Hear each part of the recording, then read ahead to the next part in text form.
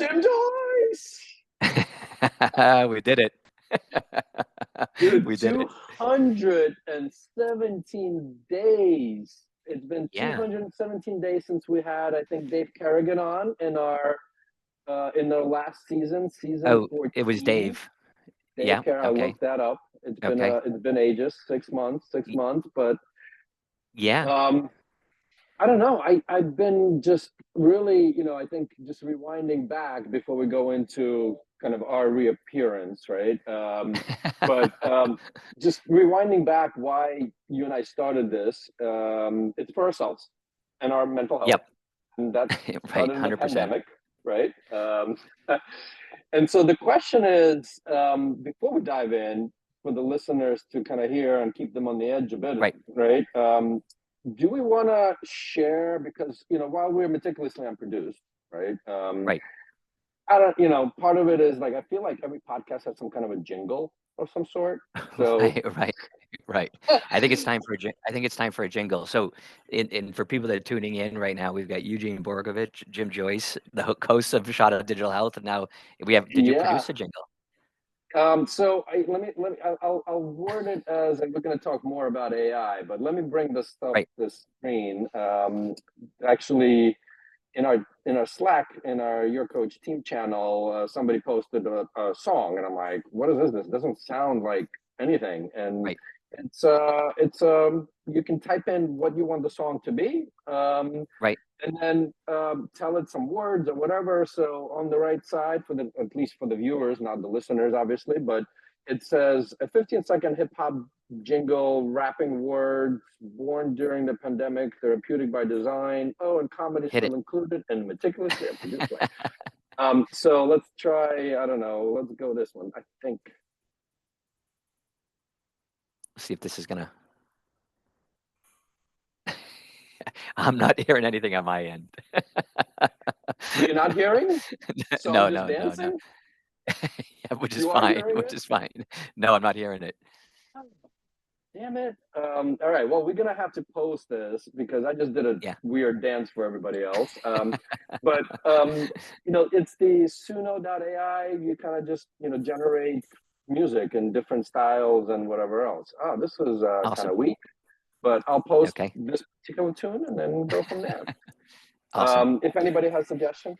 Well, anyway, now that we're 5 minutes into talking about nothing completely, we are back. We lost our one viewer. Yeah. Oh, well, listen, I mean, I know we've stayed in touch, but I think as a lot of people know, I've moved on from Health Beacon and excited about what's in store for me as kind of the next chapter. Just I'm working. I've set up a new company, a little bit in stealth mode, advising a few companies. Some of them are actually paying me to advise them. Some of them are just trying to take the advice for free. And I think one of the most important things that I'm going to be working on is my head is just I doing some research for this podcast, not a ton, but looking out about just how this whole digital health landscape has just changed. Like I think for years we started off when it was a really small, tight-knit community. You and I started this podcast at the pandemic to kind of, for our own sake, to kind of explore what was going on and keep tabs. And now the space is just, digital is in every porous of healthcare, but I think it's still important to keep on. Well, first I'll comment on the Health Beacon, and I'm always a big believer that everybody has a story, a chapter, a book, right? But there's also the right time when you're ready to kind of publish that book. And we might bring this back and, at some point, whatever the book version is, electronic or podcast. I definitely have a book. I definitely have a book. I definitely have a book. I think, but listen, I mean, you're a company builder. I'm a company builder. That's what we do. And the book will be great. I think part of it is just, kind of call it hustle, grit, it's just keep going and going and going, right? And maybe just a little bit on grit, and we'll try to remember to post. I mean, the good thing is we have a note taker now joining us, AI note taker. But the where I was going, grit. So I stumbled on Grit podcast. I think it's a Kleiner Perkins. Joubin hosts it. Right. And I stumbled on the one with Glen Tullman, so highly, highly recommend it. And then I got kind of addicted to that podcast itself. It's called Grit, and we'll try to remember to post it in the show notes for the listeners and viewers. And all I great. got a little jealous of Glen's interview with Joubin, so I haven't texted him yet. I will. We want him on. Yeah, I don't awesome. think we've had him on the shot, right? Yeah, no, we had some of his partners on, but not him. Yeah, cool, awesome. Yeah. But since you sound like you did a little prep work, unlike me, even though you broke the rule. We're supposed to be meticulously unproduced. But let's rewind back, not too much, because I think old news is old news. But your thoughts and topics of what's happened in digital health in the last. Yeah, it's interesting when we put this out. When I think about big trends, right? So we have a total maturation of an industry sector. And then there's kind of I find it kind of annoying debates about whether we should even use this term digital health to describe the sector. I think it's still useful. It's fundamentally trying to put pores of innovation into the system. So I think also our own podcast name doesn't have the same juice to it if we take the word digital out, which I know we discussed. So we're going to be selfish about it. So I'd say, so we have a complete maturation, and then, two huge trends that are affecting everything in technology right now. Obviously, we've gone 8 minutes in and not talked about AI. That's amazing, right? It's not talked about artificial intelligence. I mentioned the note taker earlier, but yes, you're right. Almost. We haven't mentioned it 10 times anyway. Yeah. So we're in a absolutely, and these tools have been used for a long time in the research departments, and we're going to start to see them used in all aspects of the pharmaceutical sector, industry, regulation. Talk about an area moving data around. So that's going to be that's one of the areas that I want us to kind of start to explore and get some really interesting AI guests onto the podcast. So we got to try to get our hands on what's moving. It's it's like electricity. It's moving into everything, right? It's starting to move into every part of the sector. Well, listen, I honestly, I'm looking forward to downloading the transcript for this, uploading it to ChatGPT and having it help me, put together the stuff, which before, this little big notebook that I used to take still on the side just as a habit, but I don't think I'm going to need it after this, right? Yeah. Having said that, how are you? What? How are you with your coach? How are you thinking about it right now? So look, we've always thought about, the way we put it down is, human eye for the foreseeable future is better than AI. And what I mean by that is not in, summarizations and note taking and all of this stuff, talking about accountability, right? We're talking about human talking to human, and actually, one great example I use with that, for quality management and all of these things, we saw, a gentleman jump on with the coach and just get really, really startled, right? Because part of this is, and the reason startled is, wow, I'm actually talking to a real human, right? And so I think it's refreshing for people to understand that there's actually another human and not just a chatbot on the other side, which 100%. We talk about this, a lot of this is generational, right? Like I want to talk to a human, my girls who are in their early 20s want to talk to a human, but a person that's born today and is not even an AI generator, they download character.ai and that's their buddy now. It's scary. But, I want to challenge some of the guests that they come on. Yeah, so I think we need to start to unpack that, but you almost say AI, that's even broader in some ways than digital, right? Like it's it sounds like you're going to try to use it behind the scenes to kind of support your coaches. I can imagine for device companies like what I've been involved in, we could use it to onboard clients. We could use it to summarize scenarios as an efficiency tool. And then one of the biggest things, and that's an area that I'm going to be working in extensively in AI, obviously still in devices, but also is how software is developed. So I think that's one of the most underlying, if you think about the challenge in digital healthcare, my biggest perspective is that it takes millions and millions of euros to build up a competent healthcare organization. There's certain standards you have to meet when you're involved in healthcare regulation. But I think we're going to see, even within digital, the crashing of the costs around how AI is used to develop more efficient code, and maybe produce products, faster, more efficiently, uh, in a way. So I think that's going to be a big trend. We're going to see who can take advantage of Well, that. and also let's tie this. And I just saw this the other day. I don't follow it as close, but I'm going to also share this on the screen because I'm not going to go through it all. But NVCA, right, the Venture Capital Association, actually updated some of the I docs. saw. Yeah. Yeah, I'm going to share again for our viewers here. Man, the All In podcast guys have it set. I mean, they got an assistant pulling the stuff up, right? Like, Right. kudos to Jason and team. But yeah, so just kind of going through, right? I mean, I haven't even thought about it, but it has implications on intellectual property, right? It has implications on Yep. compliance. It has implications on ethical use of the data. Right. Yeah, so back to this IP, right? And so Right. it's super interesting how even the NVCA, now the core docs Right. have that as an update and something to just consider as an Yeah. entrepreneur.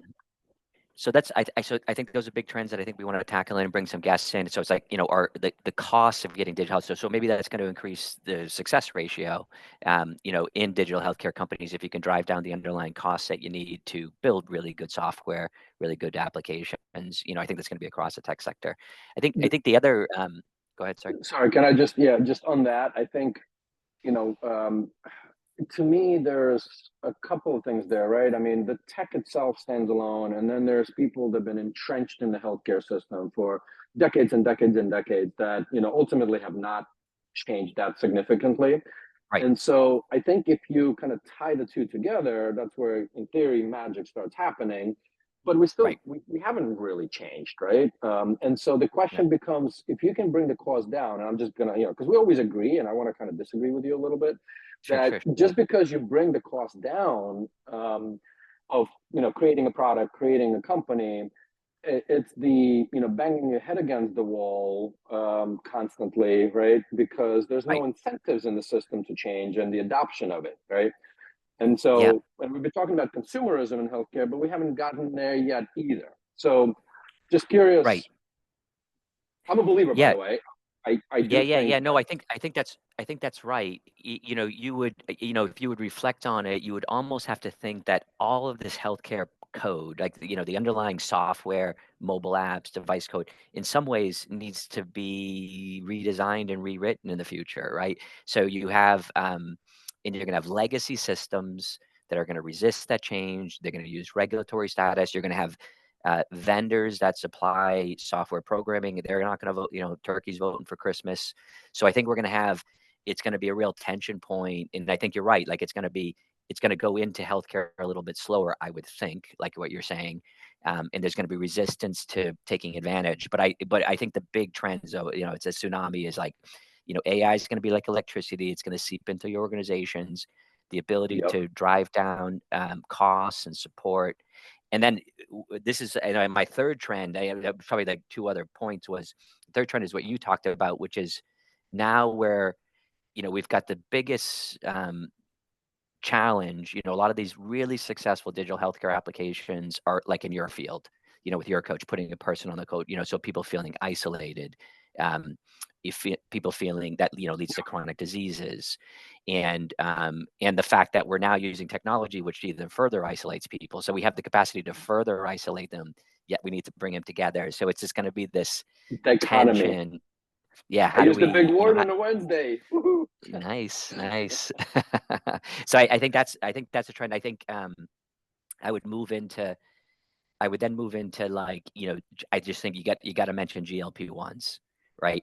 In We terms of in the do. healthcare sector, that's one of those things where that's a medication that we haven't had in a long time, where a sophisticated, highly efficacious medication kind of moves across the whole swath of the population. And that's really interesting, right? Like the knock-on effects. It's made Novo Nordisk the most valuable pharma Oh company in yeah. the world.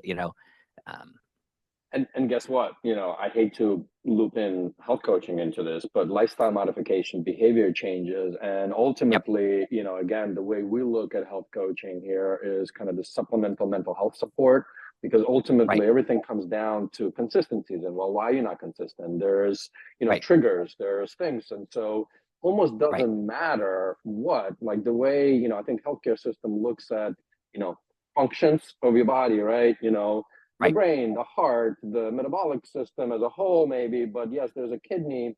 And to us, kind of mental health is, yes, it's brain, but really comes across horizontally across all the diseases, right? So it's going to be interesting how that develops with the GLP-1s, especially as other indications come in, right? I forget which one of them, or cardiovascular as well now. So and the support, like services like yours, like the support that's going to be needed to follow, because like one of the fundamental issues, you can start on these medications, but you might not be successful if you don't stay with it, you don't develop a routine, you don't get the right support around it. So I think that is, so I'd love to bring guests on to help us, like, again, the same tension point, which is like a phenomenal medication, but it's just not all about the medication. How do you wrap that with digital solutions? I think and again, where the employers are, right? I mean, remember, I think something like 35% is government spend on healthcare, and about 20 or so in the U.S. economy. I'm not talking globally, and 20% or so are employer spend.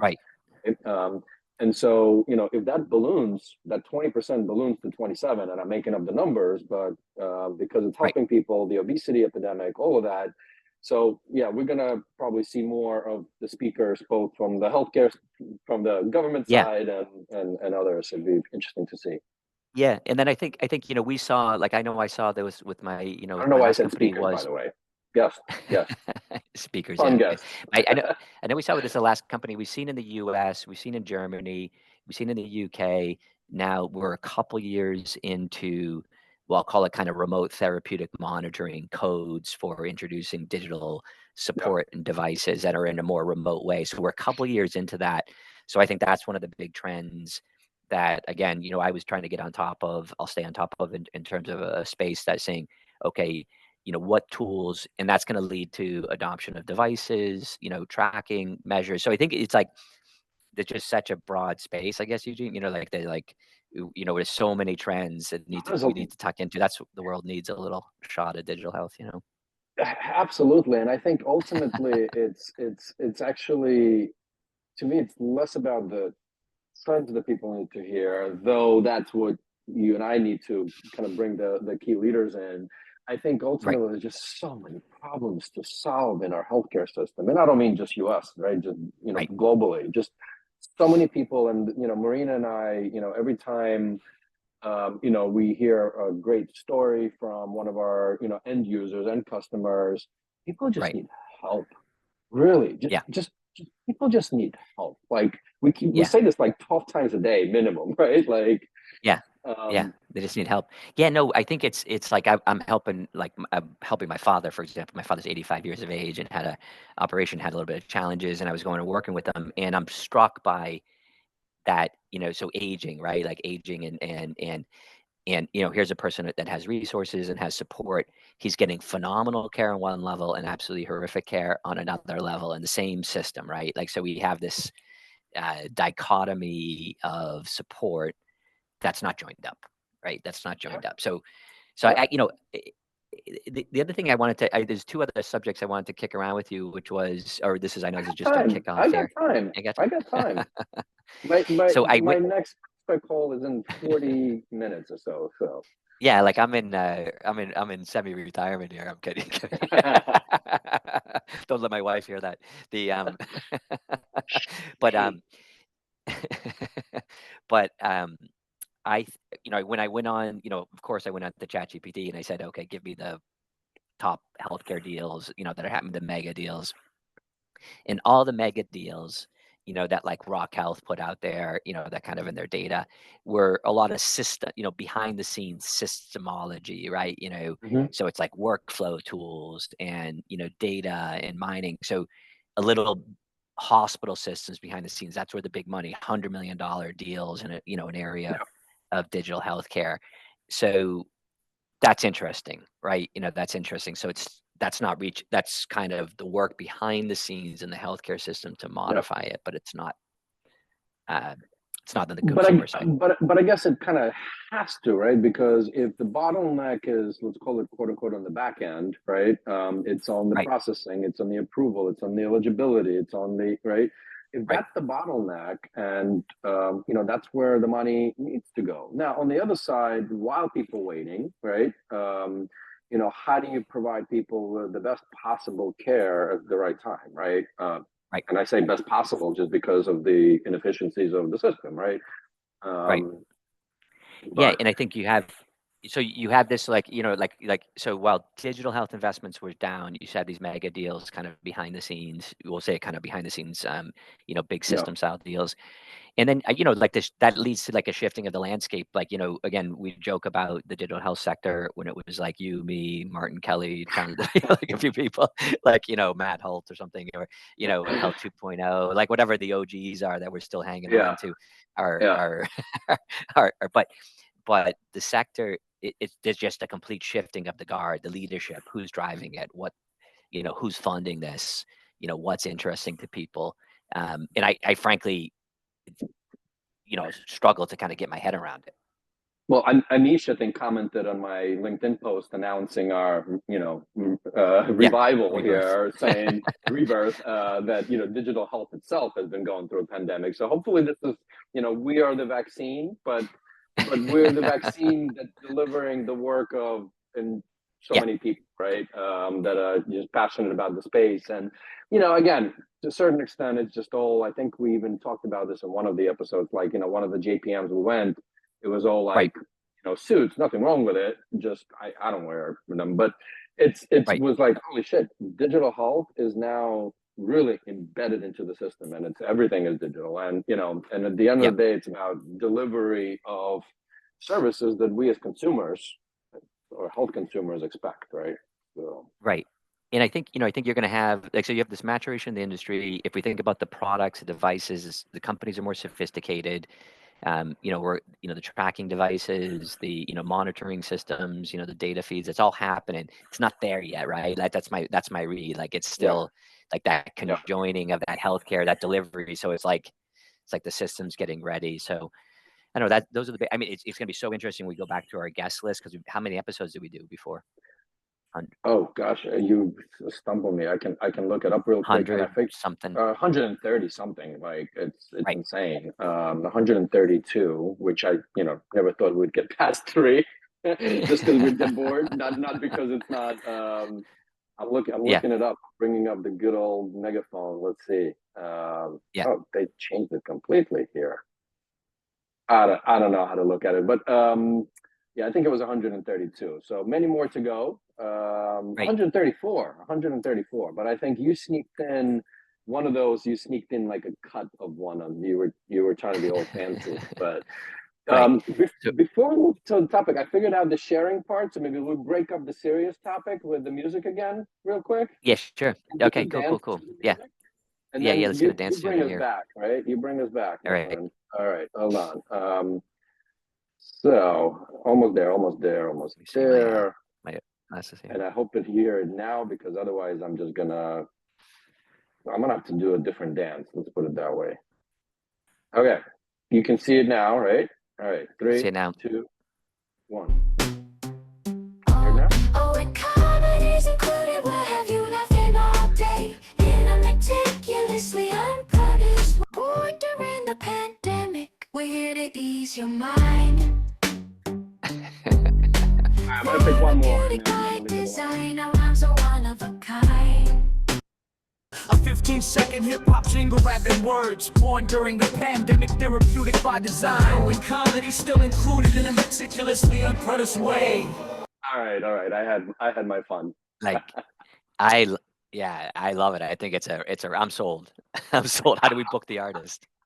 That's the beauty of it, but I need to check on the licensing rights of this, which is the question mark, right? I wanted to Suno AI what they put in there, exactly, you know, in their NVCA docs. But so interesting to go back, like even the song, you know, like talking about born in the pandemic, you know, like, and so interesting to go back to see where people are. Of the 130 guests, you know, where are people now, right? Like what roles are they in? What's happening? How have they shifted? because you know, I would say 30-40% of the people aren't in the role that we interview them about. Easy. Has to be easy, yeah. right? Yeah, so that's interesting, and you know, as a sector, so I'm fascinated to go back to the and are we allowed to bring on, like, who are you thinking guest wise we want to bring on? What's your I know we want to bring on some big names, but startups too. You know what, I want Mark Cuban on. Let's get him on. Come on, people, 100%. Whoever's listening. I was just listening to him because after you mentioned that. Yeah. He was on the Lex Friedman. Yeah, the Lex Friedman one. I just listened to that. Yeah. That's why, like, talk about something that's kind of blowing the doors off, you know, like a transparency issues around costs of medications, and so interesting, you know. Yeah. So interesting. Who else? You know, not that he's from healthcare directly, but I guess we're all involved in the healthcare system. So I would actually love his thoughts. Is Gary V. And there's a funny kind of story that, you know, his family is from, well, Marina would say it's not a small, it's a city in the Bruce. So the two, you know, Marina's family and his family they actually knew each other back then. So I'm gonna ping him also. I mean, somehow we're connected on LinkedIn. I don't know if he actually checks it or he's got a whole team to checks it, but would love to have his thoughts on this as well.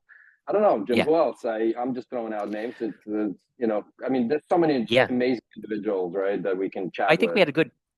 Yeah, we had a good flow. We had a good flow before, you know, kind of some industry people. So I think we want to bring some of them back, you know. So I'm thinking some, you know, some of the companies that I've always worked with, you know, AbbVie and Sanofi and Novo Nordisk and Novartis, all those kind of big pharma names.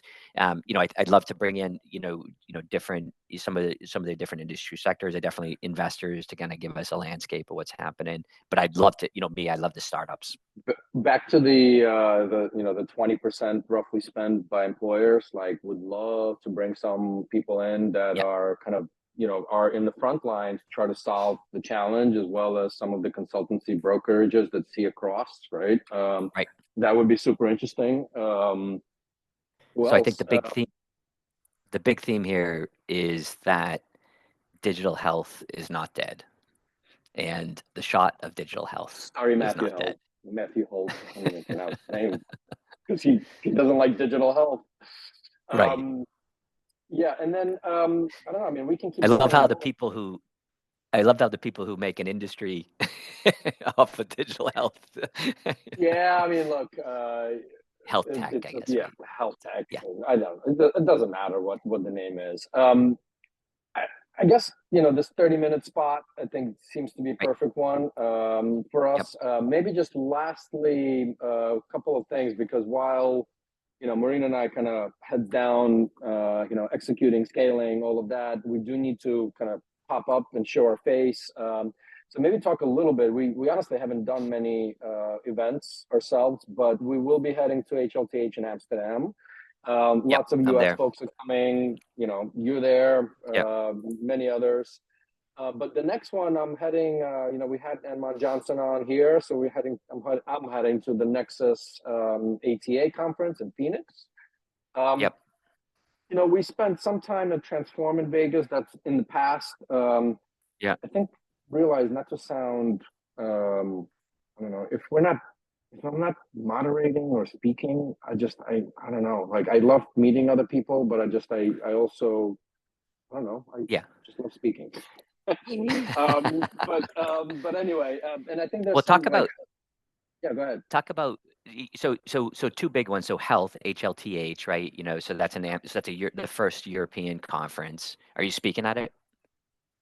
Yeah, I'm moderating some panel. I don't remember I think about health at home. Health at home. Okay, cool. That looks like a great one. And then the ATA, which is the American Telemedicine Association. Telemedicine Association, and you spoke with that last year. You're speaking this year. Yeah, I think they're really putting me to work. I want to say I need to check with DeAnna, who is and right hand, but I think it's two panels I'm moderating. It's funny, Marina and I had a whole discussion about moderating. It's in Phoenix. I think May 5th or 7th. I could be wrong, but again, you know, people can look it up and we'll tag it.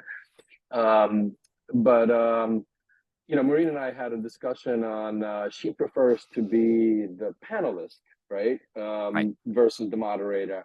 And honestly, I prefer to be the moderator. I kind of joke around. The panelists have the harder job. I just ask the question, and then people have to actually say something of quality and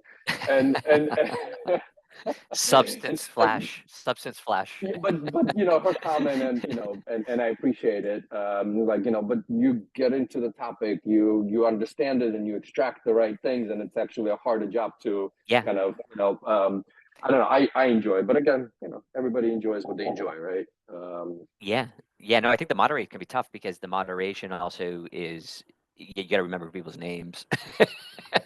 So that one is actually easy. I think, Martin always jokes around that I'm the lazy host. I have everybody else introduce themselves kind of thing. But to me, it's actually less about the name. It's always tough when, I don't know, if a person doesn't show up and it's already less and you got 50 minutes and the one out of the two people that are left, that are the guests, they're just not talkers, or they're not allowed to say something because they're part of something, and can't go, and it's just pulling teeth, and that's when you really need to get creative, right? So, but that's what makes it fun. So, No, you're it's a natural state of your existence. I think you can moderate yourself to success. Listen, I'm just looking at anything else that we missed and for the day today. If not, I'm just going to do the following, because in lieu of actually editing things. Born during the pandemic, we're here to ease your mind. Wow. Over and out? Over and out, baby. That's it. Back at it. We'll see you next Wednesday. Back at it. All right.